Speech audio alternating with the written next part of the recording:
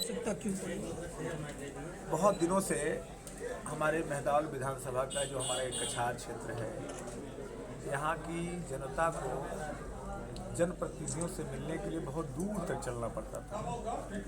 कम से कम 30 kilometre 35 kilometre का सफ़र करना पड़ता था, तब जाकर के वो जनप्रतिनिधियों से मिल पाते थे। और वो भी कोई ज़रूरी नहीं था कि वो 30 किलोमीटर 35 किलोमीटर 40 किलोमीटर जाएँ और जनप्रतिनिधि मिलें। तो मैंने ये तय किया कि अगर हमारे इस कछार क्षेत्र में बिलौली ऐसी जगह है जो चारों तरफ से आवागमन के दौरान यहाँ से लोग गुजरते हैं, आवागमन के दौरान भी यहाँ पर आसानी से लोग मिल सकते हैं और अपनी समस्याएं बता सकते हैं, तो उस दृष्टि से हमने इस स्थान को चयन किया और यहाँ पर एक जनसेवा केंद्र के रूप में इसको विकसित किया है। और सबसे महत्वपूर्ण बात है कि मेरे ये पैतृक गांव है और पैतृक भूमि है,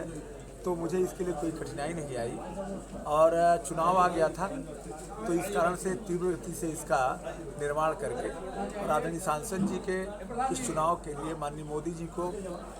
बेहतर परिणाम देने के लिए अपने मेहदावल विधानसभा में, आप सभी जानते हैं कि पिछली बार 2019 में जब हमारे आदरणीय सांसद जी इंजीनियर प्रवीण निषाद जी यहाँ से चुनाव लड़ने आए थे, तो वो भी एकदम नए थे और मैंने भी पार्टी ज्वाइन किया था, मैं भी पार्टी के लिए नया था। लेकिन हम लोगों ने मिल करके इस मेहदावल विधानसभा से ऐतिहासिक मत दिया था। 1,10,290 वोट दिए थे, जो कि कोई कल्पना नहीं कर सकता था। क्या इस बार रिकॉर्ड तो इस बार जो हमारे केंद्रीय और प्रदेश नेतृत्व द्वारा ये आह्वान किया गया है कि हर विधानसभा में कम से कम 1-1 लाख वोट अतिरिक्त जोड़ा जाए, तो जाहिर है कि लक्ष्य हमें बढ़ा दिया गया है, चुनौती हमारे सामने है, लेकिन हमें ये भरोसा है कि हमारा जो नेतृत्व, हमारे जो आदरणीय प्रधानमंत्री जी हैं, जिनके नेतृत्व में ये चुनाव लड़ा जा रहा है और उन्होंने जो विकसित भारत का जो सपना देखा है और उस लक्ष्य को लेकर वो काम कर रहे हैं, तो जो नारा दिया उन्होंने कि अब की बार 400 पार, तीसरी बार मोदी सरकार, तो इस नारे के ऊपर इस देश की जनता पूरी तरीके से सहमत है और सभी लोग मिलकर के इस माननीय मोदी जी के भावनाओं को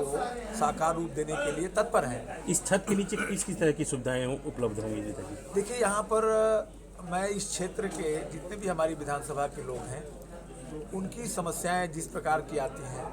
चाहे वो राजस्व से संबंधित हो, चाहे वो पुलिस से संबंधित हो, चाहे वो उन्हें सरकारी जन कल्याणकारी योजनाओं का लाभ मिलने से संबंधित हो, वो जो वंचित रह गए हैं, उन सभी तरह की योजनाओं का उन्हें लाभ पहुँचाने के लिए यहाँ पर ये अवसर मिलेगा। यहाँ पर हमारे उससे संबंधित सहयोगी होंगे, जो कि कंप्यूटर से लेकर के अन्य ऑपरेटर्स इंस्ट्रूमेंट उनके पास होंगे